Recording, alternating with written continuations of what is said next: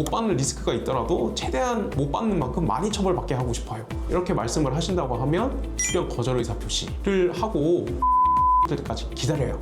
너무 답답하고 나오고 싶어서 합의금이 껑충 뛰어요.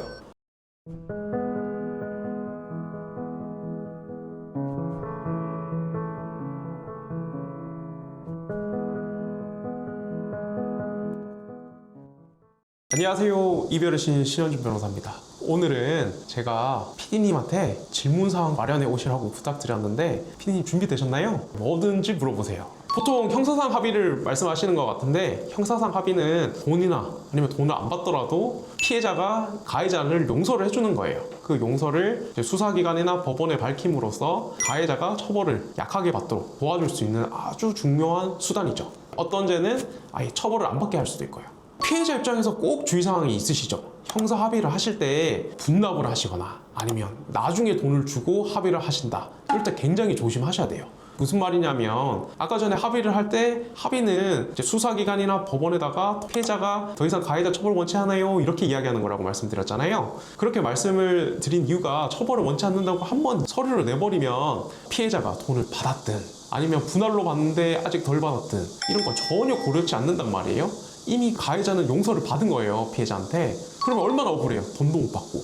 물론 이거 나중에 민사적으로 청구할 수 있지만 형사 처벌을 앞둔 상황에서 어떻게든 돈 마련해 주려고 한다거나 나중에 민사는 배째라 이렇게 할 수가 있으니까 굉장히 조심하셔야 돼요. 그러니까 돈을 일단 받거나 동시에 받으면서 합의를 해주시거나 하다못해 처벌 불원서나 이런 것들은 합의를 적는다고 하더라도 합의서에 분할금을 다 받고 나서 처벌 불원서를 낸다든지 아니면 합의서 효력이 있다든지 이렇게 안전장치를 마련해 놓으셔야 돼요. 그냥 단순하게 합의서 그냥 적어준다 그냥 무조건 사인해 주시면 나는 돈은 돈대로 못 받고 차가에 당하실 수 있으니까 꼭 주의하셔야 돼요. 그거는 경우에 따라 다르긴 한데 일단 피해자로 가해자가 재판을 받고 있으면 법원에다가 열람복사 신청을 해가지고 공소장이라는 걸 받아볼 수가 있어요. 받아보면 그 가해자가 어떤 일을 했는지를 알 수 있어요. 직책이 만약에 단순 운반책이라든지 단순히 뭐 계좌를 빌려준다든지 해서 총책이 아니고 가담한 정도가 약하다고 생각을 하면 합의를 하시는 게 좋아요. 적은 금액이라도 합의를 하시는 게 좋은 이유가 보이스피싱은 혼자서 하는 거 아니잖아요.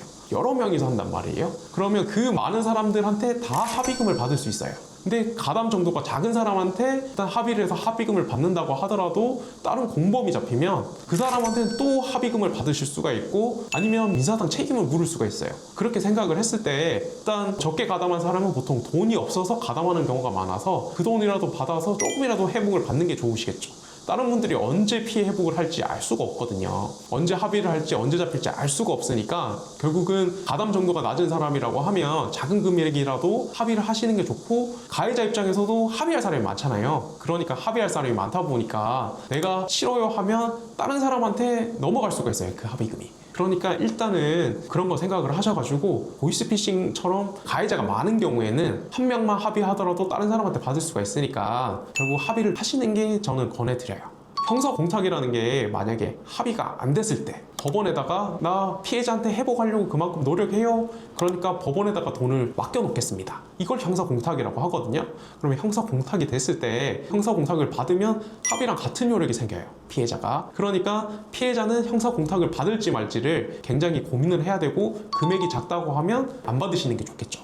그리고 형사 공탁을 하는 것만으로 피해자한테 피해 회복을 위해서 노력하는 참작 사유가 되니까 그러면 나 너무 억울하잖아요. 나 그 돈 받기 싫은데 그러면 나 이거 수령하지 않을 거라는 의사표시를 명확하게 법원에 하시면 법원에서 피해자가 돈 안 받는다고 했으니까 피해 노력에 대해서 그만큼 크게 안 봐주기 때문에 가해자한테 그만큼 화풀이를 하실 수가 있어요. 그러니까 형사 공탁을 했을 때 수령 거절 의사표시를 명확하게 법원에 제출하시는 게 굉장히 좋아요. 아니면 공탁금이 마음에 드시면 수령하시면 되시고요. 솔직히 합의가 정답이 없는 분야예요. 어떤 사람 개개의 케이스마다 정답이 따로 있어서 명확하게 말씀드리기는 좀 그렇지만 저 같은 경우에 만약에 너무 힘들다 빨리 끝내고 싶다 그냥 뭐 돈이 문제가 아니고 조금이라도 보상받고 처리를 빨리 끝내고 싶다고 하시는 분들은 조금 금액이 낮더라도 빨리 합의 절차를 진행해서 마무리 지어 드리는 편이고 만약에 나 끝까지 가서 합의금 최대한 많이 받고 싶어요 못 받는 리스크가 있더라도 최대한 못 받는 만큼 많이 처벌받게 하고 싶어요 이렇게 말씀을 하신다고 하면 아까 전에 말씀드린 것처럼 만약에 형사 공탁을 한다고 하면 아니면 수령 거절 의사 표시를 하고, 그리고 만약에 1심에 구속이 되는 사건이라고 하면 1심이 구속될 때까지 기다려요. 그러면 막상 구속돼 보잖아요. 너무 답답하고 나오고 싶어서 합의금이 껑충 뛰어요. 그래서 버틸 때까지 버텨보고, 이런 식으로 해서 어떤 식으로든 최대한 많이 받고, 많이 못 받더라도 배수진을 쳐서 최대한 처벌받게 하고 싶다, 이런 분들은 합의금을 많이 받는 방향으로 컨설팅 해드리고 있어요.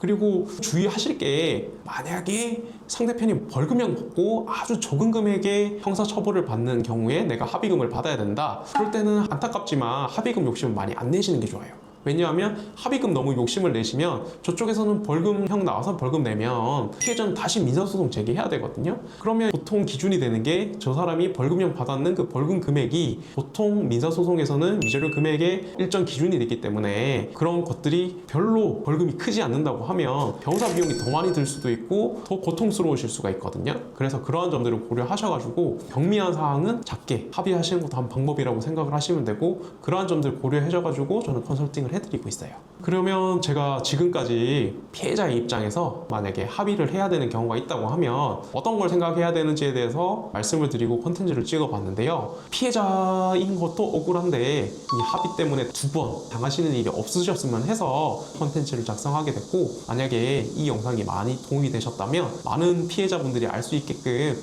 좋아요, 구독, 알림 설정, 그리고 의견이 있으시다면 댓글을 부탁드리겠습니다. 지금까지 이별의 신 신현준 변호사였습니다. 감사합니다.